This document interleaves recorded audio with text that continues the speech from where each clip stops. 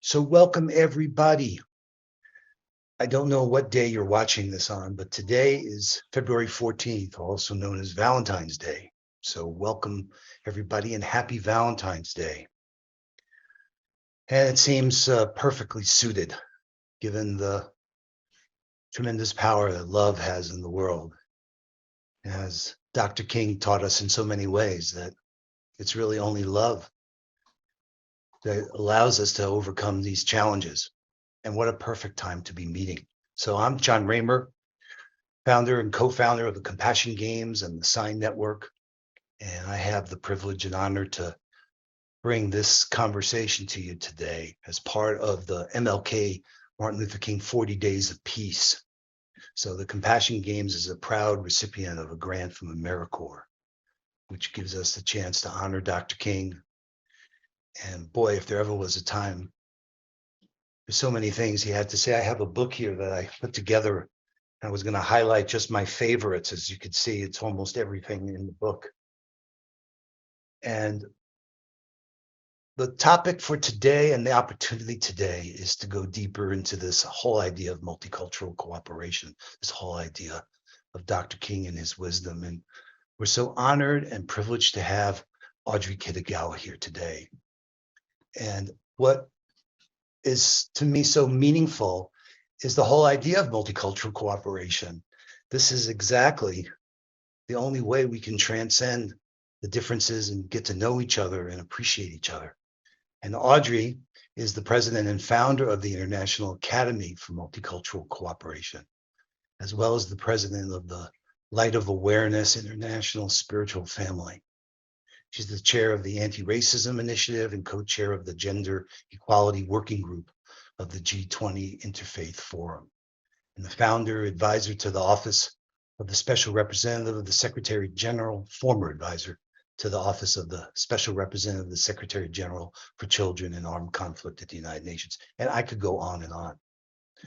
But as we prepared for this teaching, you and I had a conversation, Audrey. We talked about the amazing work that you're doing. I said, I want people to make them aware of the opportunities to learn from and be with the Academy, as well as your own reflections on Dr. King, as well as this unique moment in time that we're meeting. And I always learn from you, your clarity and gifts and generous spirit. So I'm going to go ask Becky to disappear me and turn this over to you, Audrey, to learn about you and your work in the International Academy for Multicultural Cooperation. Welcome. Thank you so much, Jon, and happy Valentine's Day, everyone. Now, today is a day where we immerse our loved ones in remembrances of love with flowers, candies, cards, and special dinners and all things romantic to celebrate love. It is also interesting to note the legend that has arisen around Saint Valentine, for whom this day is celebrated. There have been at least 3 different martyred Saint Valentines recognized by the Catholic Church, making it a bit difficult to identify the real man behind the holiday.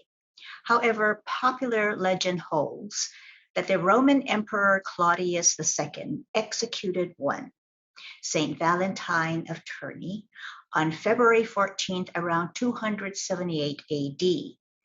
And his crime was that he continued to perform marriage ceremonies in secret after Claudius II outlawed unions to encourage men to join the army. Supposedly, Valentine signed a farewell note before he was beheaded.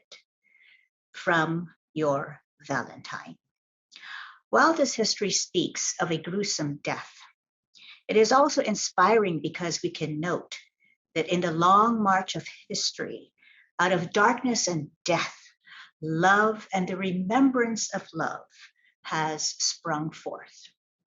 Likewise with Dr. Martin Luther King Jr., who was assassinated in 1968, 55 years later. We celebrate the words of love and peace which he preached that gave inspiration and mobilization to the civil rights movement. It is fitting, therefore, that today marks this special day with a teach-in on Dr. Martin Luther King Jr. as part of his commemoration with 40 Days of Peace. And I wish to express my deepest appreciation to you, Jon Ramer, for the privilege to be part of this teach-in. I would like to focus on and lift up Dr. King's Nobel Peace Lecture, which he gave on the evening of December 11th, 1964, at the University of Oslo. He pointed out in that speech that in spite of the advances in science and technology, there was a poverty of the spirit, and that we have not learned the simple art of living together as brothers, having allowed the internal spiritual to become lost in the external. Let's give some historic context to the events going on in the world in which one of Dr. King's famous speech was given. In 1964, this was a year following the historic March on Washington in August 1963, where he delivered the famous "I Have a Dream" speech. In 1964, the civil rights movement had achieved 2 milestones. And in this important milestone, we see first the ratification of the 24th Amendment, which abolished the poll tax, and secondly, the Civil Rights Act of 1964, which prohibited discrimination based on race, color, religion, sex, and national origin in employment and education, and outlawed racial segregation in public facilities. It was the most sweeping piece of American civil rights legislation of the century. But it was also a time of great concern, with the People's Republic of China joining the ranks of nuclear-armed nations by detonating its first nuclear warhead in October of 1964. Poverty and racial injustice continue to be serious problems. And what I found so compelling about his speech is the richness of the flowing juxtapositions painted in the exquisite language of poetry and literature that describes the road of duality that we are ever walking upon, but ultimately moves us into that state of transcendence where the divine source undergirds and gives rise to all that which is made manifest externally, but has as its core the center of our moral compass that is made of love. Addressing the 3 major problems that he said grew out of a spiritual and moral lag, a poverty of the spirit against the backdrop of our scientific and technological abundance. He identified these 3 problems of 1, racial injustice, 2, poverty, and 3, war. His insights on these problems and their solutions are as relevant today as they were 55 years ago when he delivered his lecture. What I ultimately concluded from this speech is that the spiritual poverty is manifested in ways we make others feel unwanted, unloved, and uncared for, that strips them of their dignity and relegates them to the realm of the invisible, marginalized, and scorned. The first of the 3 problems he discussed was racial injustice. Dr. King spoke extensively of nonviolence in the pursuit of racial justice and why it was the best way as it seeks moral ends through moral means, and it cuts without wounding and ennobles the man who wields it. He pointed out that the nonviolent approach had a successful precedent in India under the guidance of Mahatma Gandhi, whose weapons were truth, soul force, non-injury, and courage. While Dr. King never met Gandhi, he made a trip to India in February 1959. He noted that in India, his skin color was looked upon as an asset, but he said, "The strongest bond of fraternity was a common cause of minority and colonial peoples in America, Africa, and Asia, struggling to throw off racialism and imperialism." The trip to India confirmed to Dr. King that nonviolence was a correct course of action. Upon his return, he said in his article, "My Trip to the Land of Gandhi," true nonviolent resistance is not unrealistic submission to evil power. It is rather a courageous confrontation of evil by the power of love, in the faith that it is better to be the recipient of violence than the inflictor of it, since the latter only multiplies the existence of violence and bitterness in the universe, while the former may develop a sense of shame in the opponent and thereby bring about a transformation and change of heart. Dr. King was always examining the ways in which the power of love could overcome the evils of racial injustice. And in that state of transcendence, where all of human blood runs red, there were no classifications of caste, race, and all of the external identifiers that separate us from each other.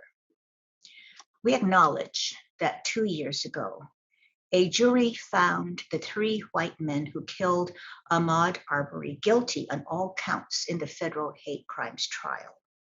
Since then, there have been more deaths, but also trials of justice that have adjudicated the accountability of those who use the levers of power to wield death sentences upon the vulnerable in extrajudicial killings based upon race and hate crimes. So we remember Dr. King's words. The arc of the moral universe is long, but it bends towards justice. Change takes a long time, but it does happen. And each of us who works for social change is part of the mosaic of all who work for justice. Together, we can accomplish multitudes. The second problem, which Dr. King identified, was poverty, which he graphically described as a monstrous octopus, which projects its nagging prehensile tentacles in lands and villages all over the world. And he noted that the poverty of the poor in America is more frustrating than in other less wealthy countries, because the poor in America know that they live in the richest nation in the world. You could sense his frustration, that in spite of all the wealth of the nation, which has the resources to end poverty, the problem persisted. But he noted that the rich must not ignore the poor, because both rich and poor are tied in a single garment of destiny. All life is interrelated, and all men are interdependent. Therefore, he speaks starkly of our actions having impact upon the whole, and that no one lives in isolation. In his sermon entitled "The Man Who Was a Fool," Dr. King recounts a parable of Jesus about a rich man who hoarded his wealth. He called this rich man a fool because the richer he became materially, the poorer he became spiritually, and he failed to understand how all men are interrelated. "I can never be what I ought to be," said King, "until you are what you ought to be. And you can never be what you ought to be until I am what I ought to be. This is the interrelated structure of reality." He spoke of this interdependence that has become more starkly real to us in the globalized world, that no one acts in isolation, and how we speak and act has consequences upon the whole. In his "Where Do We Go From Here" speech in 1967 in Atlanta, Georgia, Dr. King said, "I say to myself that hate is too great a burden to bear. I have decided to love. If you are seeking the highest good, I think you can find it through love. And the beautiful thing is that we aren't moving wrong when we do it, because John the Apostle was right. God is love. He who hates does not know God, but he who loves has a key that unlocks the door to the meaning of ultimate reality." It is interesting that he spoke of ultimate reality as a true reality of love. That is the underlying fabric from which our lives are all connected and woven together. Dr. King identified war as a third problem arising from the spiritual and moral lag. In October 1964, the People's Republic of China became the fifth nuclear armed state. He viewed the growing number of nuclear arms as a tremendous threat, which exposes the whole of humanity to insidious terrorism and the ever-present threat of annihilation. And he saw that nuclear weapons were so destructive that no nation would be able to claim victory. He saw that people were trying to put the nuclear threat out of their minds because the risks were unthinkable and horrifying. But ignoring the threat would only disguise the fear and anxiety and would not bring peace of mind or security. He suggested that nonviolence should be the focus of study and experimentation in every area of human conflict. He warned that the use of nuclear weapons would result in even small skirmishes, leaving a calamitous legacy of human suffering, political turmoil, and spiritual disillusionment, and that a world war would leave only smoldering ashes as a mute testimony of a human race whose folly led inexorably to ultimate death. He addressed this very strongly because he wanted us to get out of our own denialism about the magnitude of the destruction of nuclear weapons. And King expressed his concern that mankind would be unable to achieve disarmament and peace unless we are prepared to undergo a mental and spiritual reevaluation, which will enable us to see that the things which seem most real and powerful are indeed now unreal and have come under the sentence of death. But Dr. King was not fatalistic. He shared expressions of hope. He encouraged mankind to eagerly prepare to enter into the new world, which is now possible, the city which hath foundations, whose builder and maker is God. And he cited Hebrews 2:10. He felt he must choose peace over war, transforming the struggle from the negative nuclear arms race, which no one can win, to a positive contents to harness man's creative genius for the purpose of making peace and prosperity a reality for all of the nations of the world. In essence, turn the nuclear arms race into a peace race. And he encouraged mankind to eagerly prepare to enter into a new world. And in concluding his lecture, King called for a worldwide fellowship, which he said is a call for an all-embracing and unconditional love for all men. He knew that love is a key to the solution of the problems of the world. And in the presence of the many academics and scientists of the Nobel Organization and the University of Oslo who had gathered for his speech, he expounded at length on love, which he assured them is not sentimental and weak, but is that force which all of the great religions have seen as a supreme unifying principle of life. Love, he said, is somehow the key that unlocks the door which leads to ultimate reality. Martin Luther King was not discouraged about the future. While acknowledging the loss of the innocence and optimism of times past, as well as the burdens and challenges faced by mankind, he said every crisis has both its dangers and its opportunities, and can spell either salvation or doom. But in a dark, confused world, the kingdom of God may yet reign in the hearts of men. And we all know that Dr. King was a dynamic and powerful preacher, firmly grounded in his Christian faith. So his words of inspiration points our hearts and our minds to that ultimate reality of God, who is love. What I gather from this speech is the profound and affirmative duty and responsibility that we each have for the choices that we make. The words, "it is necessary to love peace and to sacrifice for it."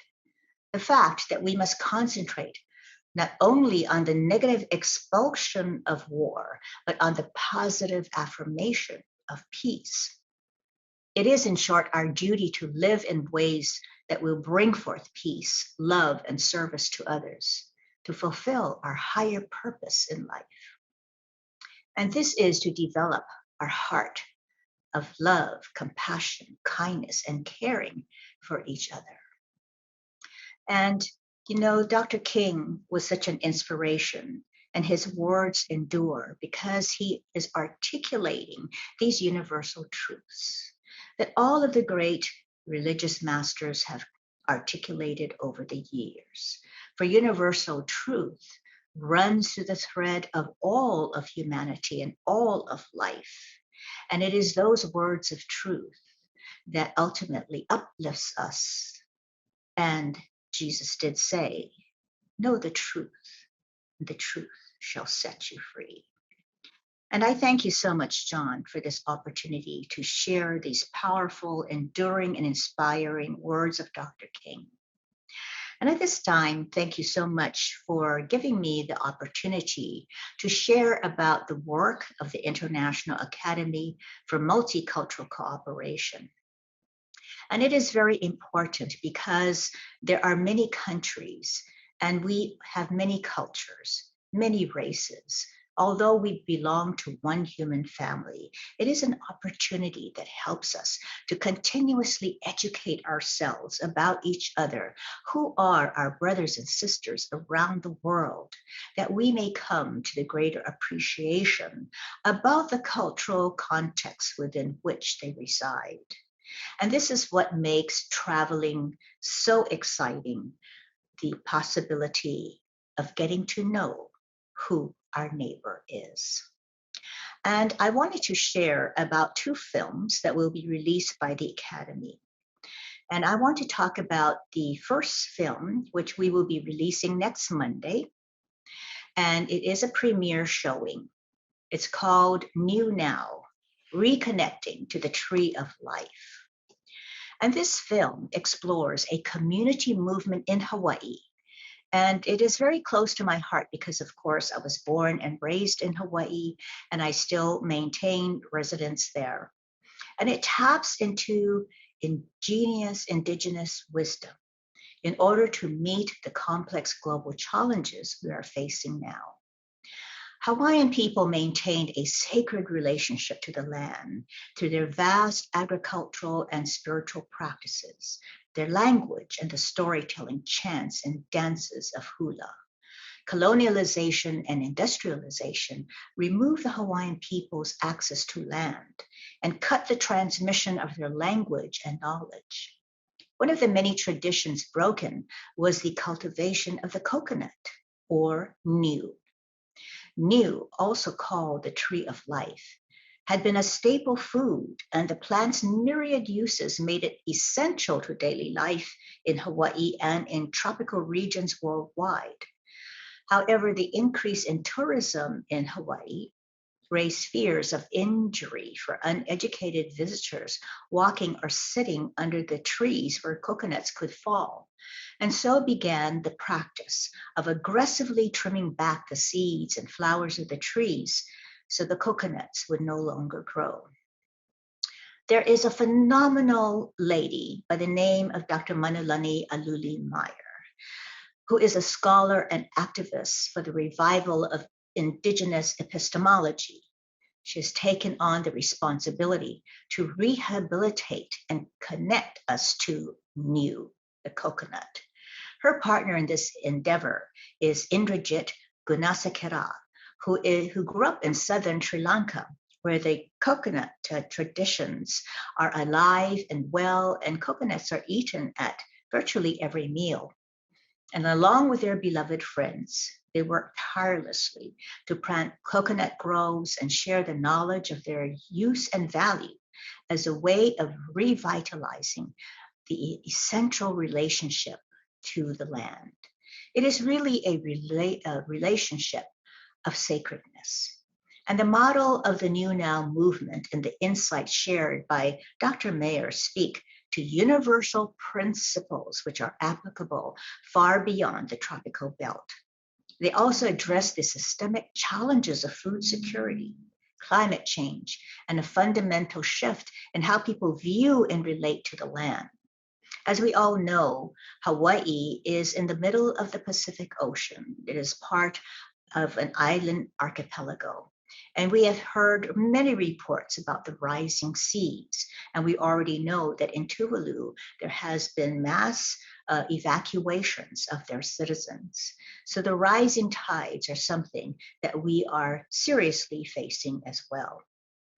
But this movie addresses these, really important part of gifting the coconut seedlings to the community. And they are practicing a sharing economy that will outlast the failures of what our capitalist system has brought to us and the growing rift between the super rich and the loss of the moderating fulcrum point of the middle class and the growing masses of the poor. And when I return to Hawaii, I see more and more people living in parks, on the beaches, on the streets. And, this was not something that we experienced many years ago. But I see not only in Hawaii, but in different states of the United States as well, this growing masses of the homeless. So the tree's roots of coconut help to protect the coastlines from erosion, and the husk of the coconut retains moisture, making it possible to grow food in very dry areas.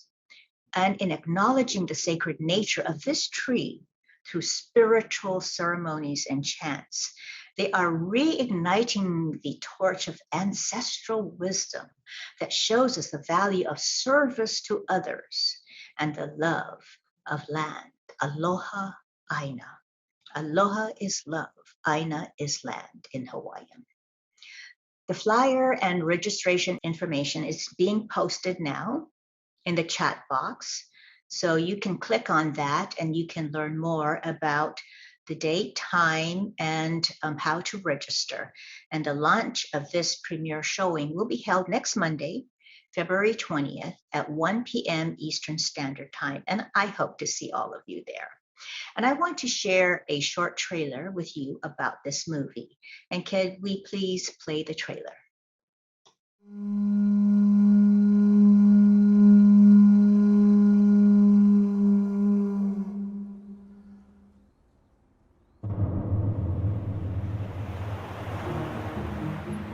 Indigenous peoples around the world are bearing the heaviness of industrialization. Our systems of water, our systems of food, our systems of relationality, they are collapsing.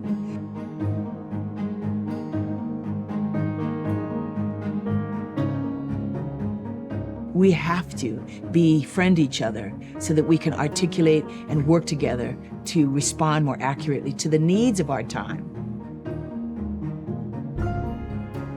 Hawaii is going to be pivotal in being of service to worldwide awakening. We recognize our difference, and that is what Niu Now and this coconut movement is all about. The strength of how we differ combined with the same purpose. Food security for our people, cultural rejuvenation for our nation of Hawaii, and a revival of aloha. When we grow coconuts, humanity thrives.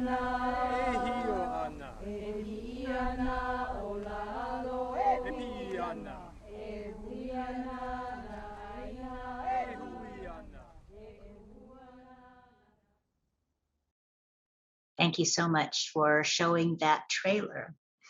And another original film, which the Academy will release together with Seventh Generation Fund, is Time of Prophecy, Walking in the Prayers of Our Ancestors. It examines the global crisis and challenges through the lens of the ancient wisdom of indigenous peoples. And the many tribes in the United States hold a sacred and reciprocal relationship with Earth, who is mother to all living beings and provides for every human need. In return, the people are meant to live with reverence, gratitude, and loving care for all things in our environment. And the spiritual ceremonies, the intimate knowledge of the behavior and well-being of the plants and animals, and the unswerving devotion to Mother Earth created a healthy and abundant natural world. But colonialization brought disease, violence, displacement, and family separation to these tribes and imperiled the transmission of wisdom between the generations. The consciousness of colonialization seeks only to extract resources from natural and indigenous bodies. And the culmination of these extractive policies and institutions and the repression of the indigenous practices have resulted in global crises, such as the COVID-19 pandemic, the climate emergency, and the tremendous loss of the elders of these indigenous communities to COVID, and the loss of that repository of sacred wisdom. So these unprecedented challenges were described in the Hopi prophecies as a consequence of our disconnection from the relationships to Mother Earth and each other. And in this film, a web of speakers from tribes across the continent bring forth their lived experience and inherited wisdom. As they are witnessing firsthand the signs of degradation of the environmental systems, these indigenous knowledge holders are sounding the alarm to alert us to the critical changes we can still make to reverse the course of these crises. The chorus of their voices amplifies the critical identity shift we must make. We are one with the environment and related to all living beings. The revitalization of these spiritual relationships, communities, and the cultural practices of thanksgiving, gratitude, are key to fulfilling our responsibility to heal ourselves, heal the environment, and protect our Mother Earth. This is the time for us to take personal responsibility for how we are living our lives and how we are minding our relationship with Mother Earth and each other. We will have a preview showing of this film on March 16th on the platform of the G20 Interfaith Forum's Anti-Racism Initiative, which I chair. The film will actually be premiered at the UN Conference of Indigenous People on April 20th. And the launch of the premiere showing of the film will be held as a side event for the UN's Indigenous Peoples Forum, an annual conference sponsored by the UN for indigenous people from all over the world. And it is a time for us to be in remembrance of our history with the indigenous peoples and to allow the opening of the doorway to the resurgence of their wisdom, their culture, their language, so that we can learn what they knew at the outset, that the relationship with our environment, which is a living earth, a living being, is a sacred relationship. And we must learn how to return to our remembrance of all that is sacred, just as our remembrance of ourselves as living beings having that sacred life given to us will help us all to elevate the consciousness of ourselves and all of humanity to the higher realms of consciousness, of peace, of love, and remembrance of all that is sacred. I also wanted to be sharing with you that I'll be participating in a World Interfaith Harmony Week event with United Religions Initiative, which is co-sponsoring this event with the G20 Interfaith Forum and others, the African Union, And this event is being hosted by the president of Ethiopia at the African Union. And we will also be having policy discussions to see how the African Union can also be given status as part of the G20 summit leaders. In March, the Academy is co-sponsoring a G7 Hiroshima summit on the nuclear weapons issue and the environment.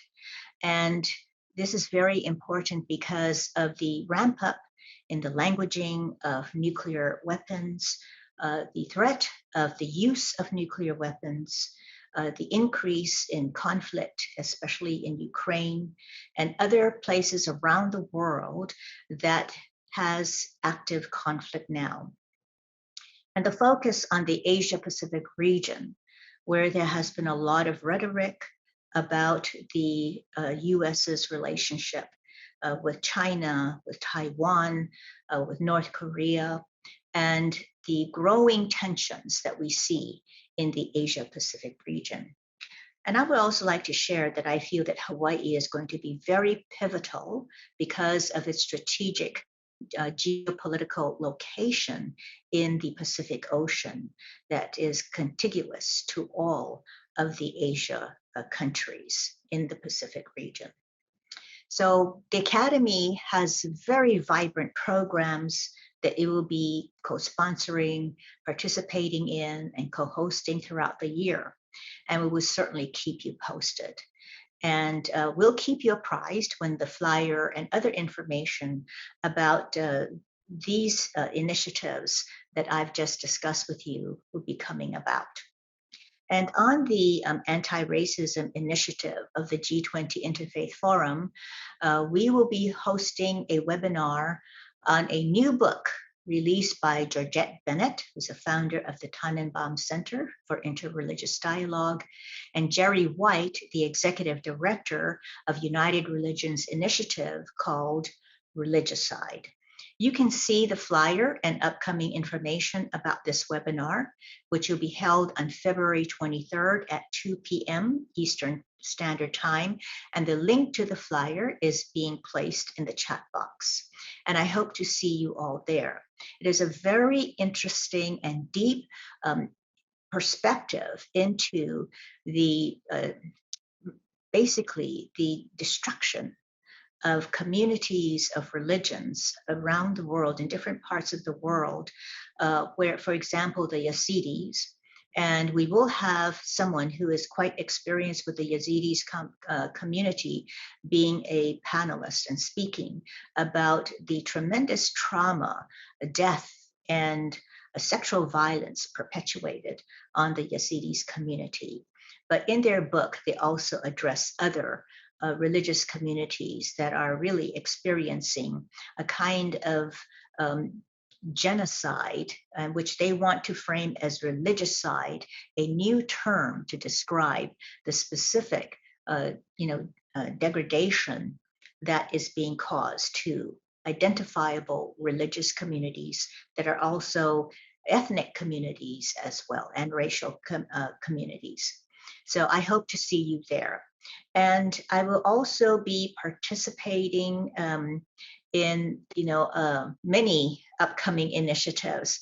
And I want you to all stay apprised with what we're doing at the International Academy for Multicultural Cooperation.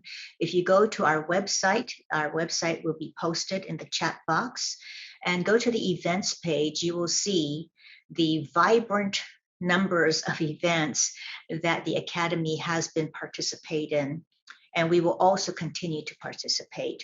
And for the CSW, Commission on the Status of Women, upcoming conference, international conference, we will be having an interfaith service of remembrance and gratitude that will honor the women who have since passed for their tremendous work and support of the work of the United Nations.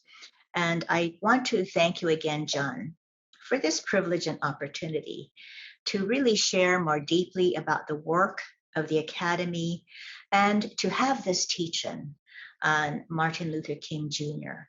because of the enduring nature of his work, his words, and the enduring nature of the work and words of all those giants in history who precede us and who will come after us, because they share the important messages of love, our sacred lives, and the sacred lives of all those around us and all sentient beings. So thank you so much, Jon.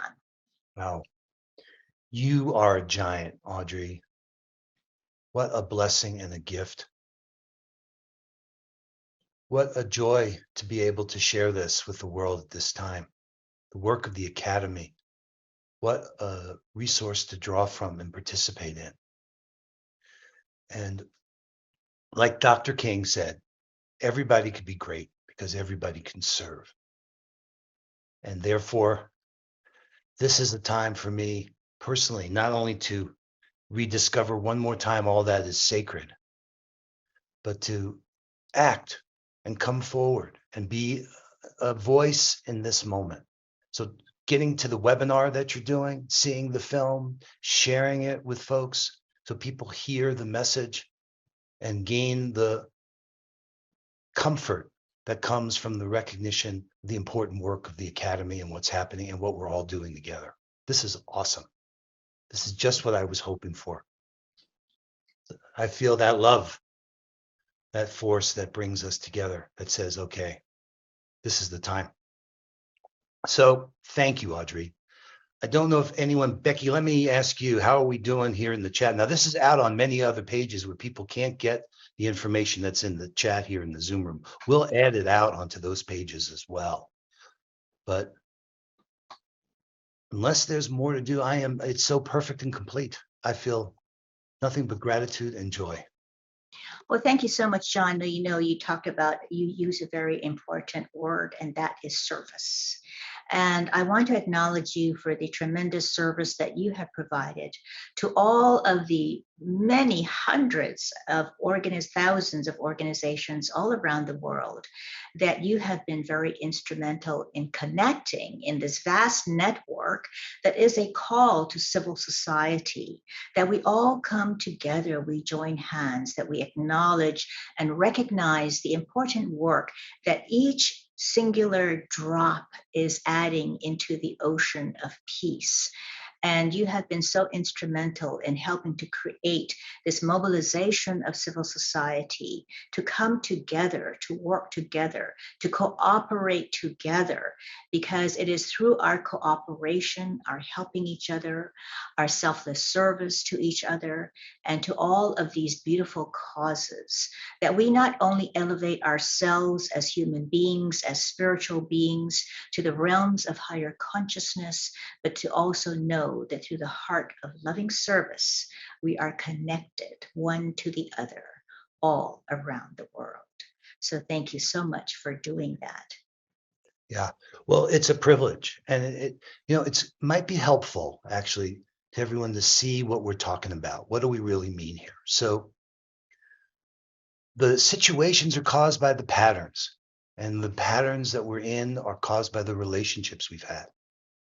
And this SINE Alliance, which I'm proud to say you're a member of and the Academy is demonstrating what Hereditary Chief Phil Lane calls unprecedented unified action. So through trusted sharing, the SINE Network, we're admins on hundreds of our pages and saying, okay, we all have an audience, but we all want to reach more people. We could do that better together. And it's a simple example, though, but it's the trust that makes that possible, so that we actually can do like Dr. King said, those who love peace need to organize as effectively as those who love war.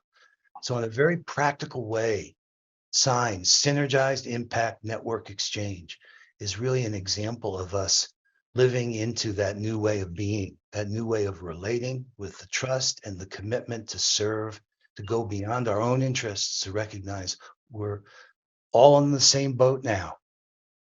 So thank you, Audrey, for making yourself available and for all the great work you're doing and the fun it is to be able to appreciate it, to know it and say, okay, and be touched by it, the way we can influence each other. This has been an awesome session. Thank you so much, Jon. And also I want to acknowledge the passion that you bring to this work, because I know this is your life's purpose and mission, and the joy that you experience in being able to see the unfolding and fulfillment of your purpose and mission. And I know that you have been visibly moved to be able to see the creation of the Indra's net moving all around the world, each person, each organization coming together in this net of love and connectivity, representing the jewels of the heavens and earth. So thank you so much, Jon. And if anybody wants to ask any questions, I'll be very happy to entertain any questions that anyone may have. Great. Okay, let's open it up for that. While we're doing that, we call these tales of synergy from the magic canoe.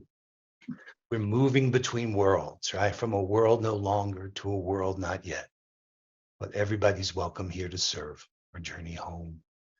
And you're right, you got me crying here. I do love this notion that we are better together and we can live into it and demonstrate it. So let's see. Becky, is there anyone who's got their hand up? All right. People are invited to raise their virtual hand in the chat and to turn on their video as they choose and wave at us, and we'd love to unmute you to hear any questions that you might have for Divine Mother.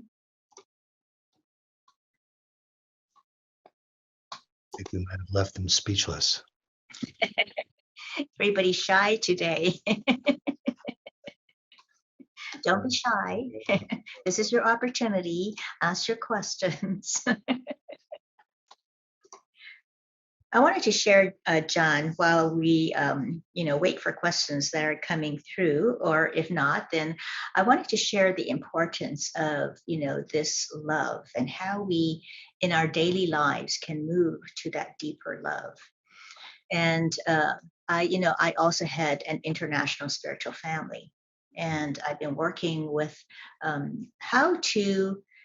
with certain families, how to be able to clear resentments, and that allows us to move to the love that is already there, but we don't get to see it. We don't get to experience it because of these, blockages that we hold on to and the challenges that we pose to ourselves in not being able to forgive. So we walk around with many wounds because of our own inability to be able to know how to address and clear these wounds and resentments. But I have seen just incredible miracles happen when this is done. So people can actually recognize, wow, I have been surrounded by these remarkable, loving people my whole life that I never really got to appreciate. But the dimensionality of the depth of love that already exists all around us, as well as within us, is already there. So if God is love and you believe that, and, then everywhere is divine love, because the divine creator of all there is created all of us out of love. So, it is really a blessing to be able to go through life experiencing the magnitude, the preciousness, the sweetness of love that has always been there, but we couldn't see it, we couldn't feel it. So, but, it is our responsibility as part of our personal development and growth to be able to know how to move from our wounds to healing and forgiveness, that we may be free. And while we are on the topic of Hawaii, there is this ancient healing traditional practice in Hawaii called Ho'oponopono. And Dr. Lewis had indicated very simply done the distillation. And he said that there are 4 things that are important. And he also considers a very cleansing practice to say, thank you, that is the gratitude. I love you. Please forgive me, and I'm sorry. So it may be in a different order than what he has indicated, but those are the essential points. So this gratitude is the acknowledgement of who you are, your presence, and the thank you for your presence, because everyone comes into our lives bearing gifts of love, lessons of love. All of our difficulties and challenges are really gifts of love in disguise. And how we would move through life with these challenges and ultimately being able to embrace the challenges in love and to see it as love, because it helps us to make us better people. And ultimately, we want to become better people, more loving, more kind, more thoughtful, more generous. But it's very difficult to do when we are in self-absorption and preoccupation. So, and to say, I love you, that's also very important. To acknowledge that, I love you as the entity, as a presence, that who you are and who you, show up in our lives. And, please forgive me, right? Because that's very important to be able to ask for forgiveness, because in our egoic self, our egoic personality, we not only have been hurt, but we also have hurt many other people, whether intentionally or not intentionally. And to say, I'm sorry. Because that also requires a humble heart. And in the development of ourselves as human beings, humility is a very, very important aspect of having a spiritual development and spiritual life. So to be able to ask for forgiveness and to say, I'm sorry, these are very important spiritual practices. This is part of everyday living. And, where we are is the holy ground. And we have to find God here now, in this moment, in the eternal here and now. So every moment that we live is an opportunity to be able to practice.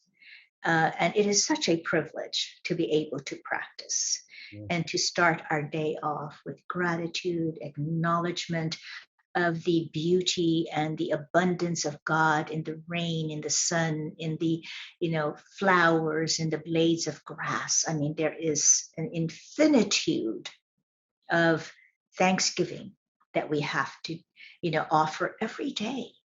And it is really without end.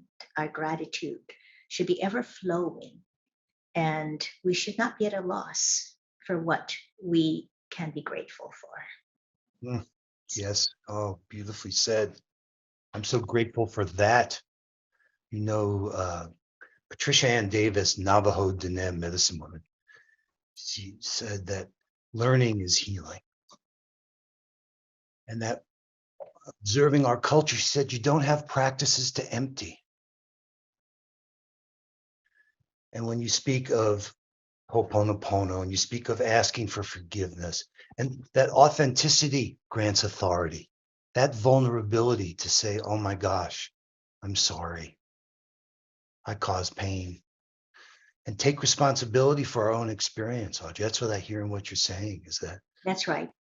taking the time to be in touch with that kind of clears away. As you empty that, what's in the way, that's the love that we're here for, that we feel.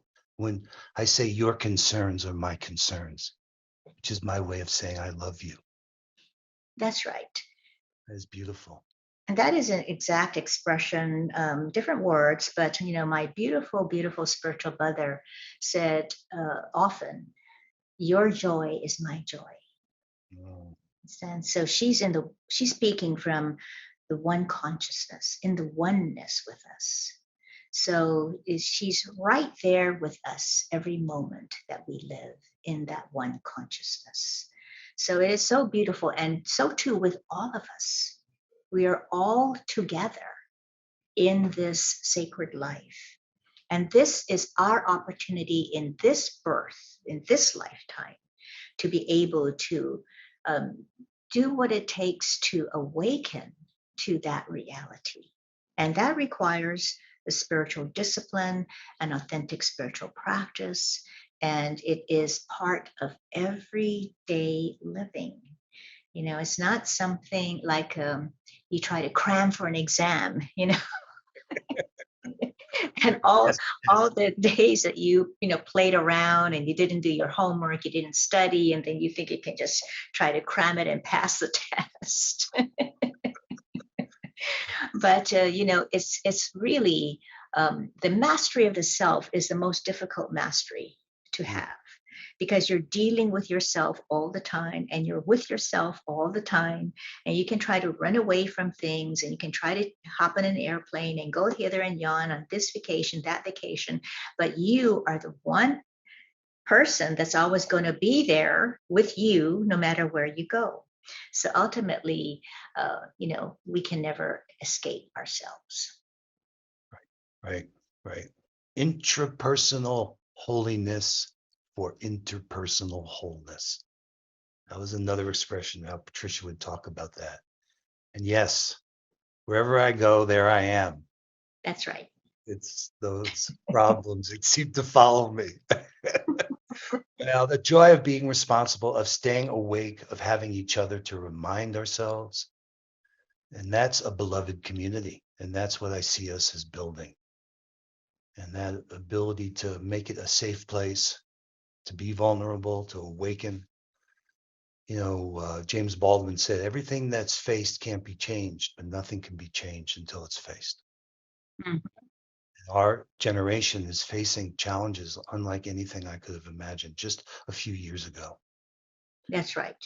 We're on a fast rocket that's moving through, so many challenges and changes. And of course, this is the first time in history we've had 8 billion of us living on one earth in one home at the same time. And of course, the UN projects that in a relatively few short years, we will be at 9 billion and then at 11.5 billion. So our home is getting more and more crowded. The resources that we have plundered are evaporating. So, these challenges are not going to go away. And all the more reason why it's important that we magnify and continuously voice what is important in life, finding true meaning and purpose, and to work together in purifying ourselves so that we may be in relationship to others in a way that is loving, that is kind. And we will be called to serve many, many times over. And so we should be firmly rooted in being willing to serve, to help each other. And in this film of New Now, Dr. Meyer talks about having known this prophecy that we will be called to serve and to help each other. And that is exactly the case, because ultimately, this selfless service is an important part of our being able to develop our spiritual lives and to be able to know that we have an important role to play in helping each other. That will be required more and more. So our ability to have resilience, to have the flexibility, will really depend on our own inner strength and courage to be able to face life's challenges and to step up to the plate of personal responsibility, to be able to be the best that we can in life, that we can present ourselves that way to all of our brothers and sisters around the world. So beautifully said, Audrey. And it's awareness plus commitment. So I commit myself one more time in this moment to continue to grow together and be together, to find that way together. And I invite everybody to do that. That's why Compassion Games, it's time to up the game. We need to bring it on at the next level of true, authentic love and care and compassion. And thank you for leading the way. Thank you for this time. Well, thank you so much, Jon. And I so appreciate having this privilege and opportunity to have this moment in time with you and this beloved community. So thank you.